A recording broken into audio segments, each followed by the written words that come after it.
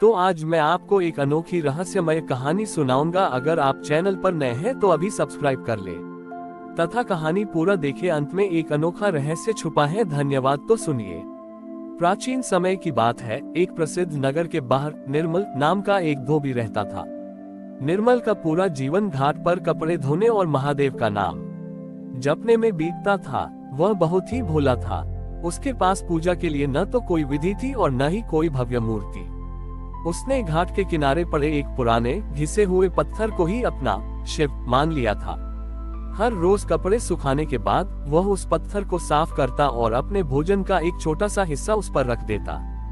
वह कहता, प्रभु आप भी तो दिन भर धूप में थक जाते होंगे, थोड़ा विश्राम कर लीजिए। लोग उसका मजाक उड़ाते थे कि वह एक साधारण पत्थर को खिलाने की कोशिश करता है, लेकिन निर्मल को इससे कोई फर्क नहीं पड़ता था। एक बार उस राज्य में एक बहुत बड़े यज्ञ का आयोजन हुआ, जिसमें हजारों विद्वान और तपस्वी बुलाए गए। यज्ञ के अंत में एक ऐसी ज्योति जलानी थी जो स्वयं महादेव के प्रसन्न होने का प्रतीक हो। हजारों मन घी और चंदन की लकड़ियां जलाई गईं, घंटों मंत्रोच्चार हुआ, लेकिन वह दिव्य ज्योति नहीं जली। राजा और विद्वान चिंतित हो गए। तभी वहां से एक सिद्ध महात्मा गुजरे।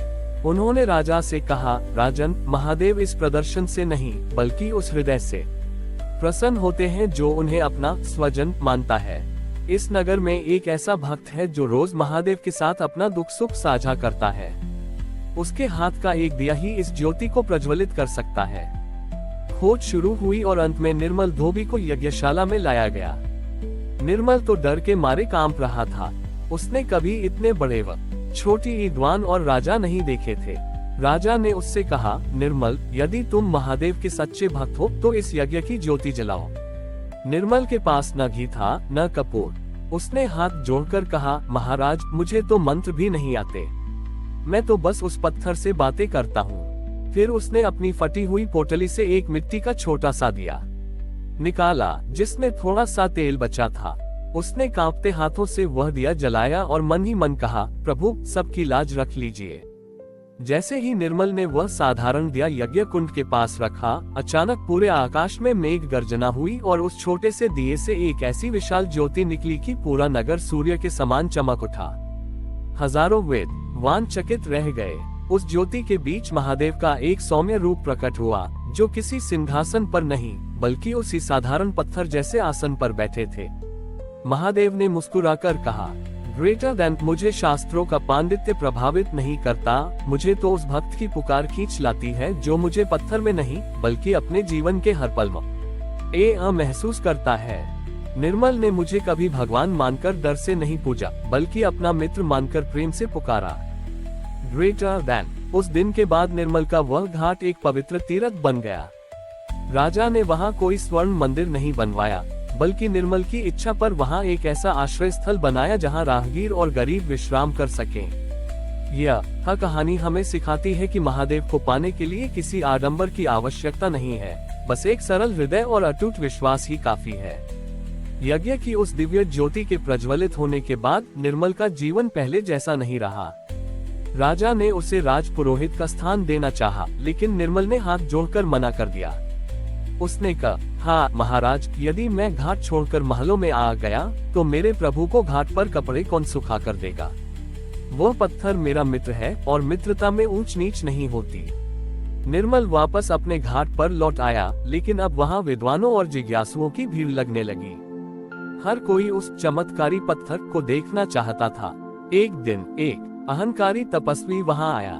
उसने निर्मल को उस साधारण पत्थर को सहलाते देखा तो चिढ़कर बोला, रे मूर्ख, तूने एक बार भाग्य से ज्योति जला दी तो क्या तू खुद को बड़ा भक्त समझने लगा।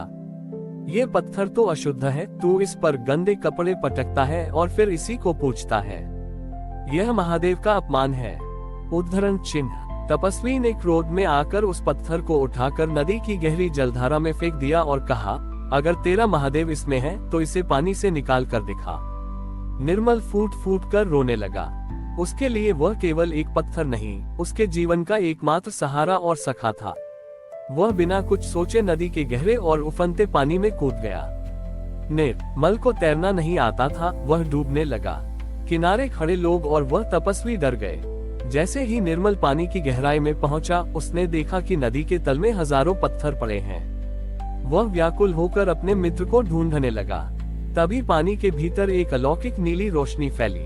निर्मल ने देखा कि नदी की तलहटी में साक्षात महादेव लेटे हुए हैं और वही पत्थर उनके मस्तक पर रखा है। महादेव ने निर्मल को थाम लिया और उसे जल की सतह पर ऊपर ले आए। चमत्कार ये था कि निर्मल पानी पर ऐसे चल रहा था जैसे ठोस जमीन पर हो। उसके हाथ में वही पत्थर था, लेकिन अब वो पत्थर पारस की तरह चमक रहा था।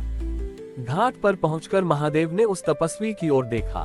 तपस्वी थर थर कांपने लगा। महादेव बोले, ग्रेटर देन शुद्धता और अशुद्धता मन में होती है, वस्तुओं में नहीं।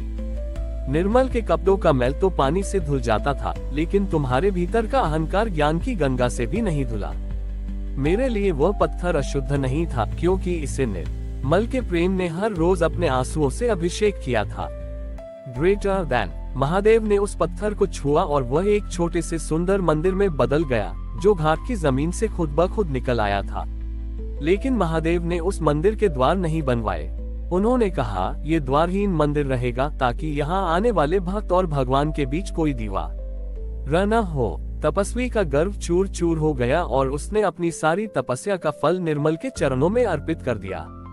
निर्मल ने अंतिम समय तक उसी घाट पर सेवा की। कहते हैं कि आज भी उस नदी के किनारे जो कोई सच्चे मन से एक पत्थर उठाता है, उसे उसमें महादेव की धड़कन सुनाई देती है।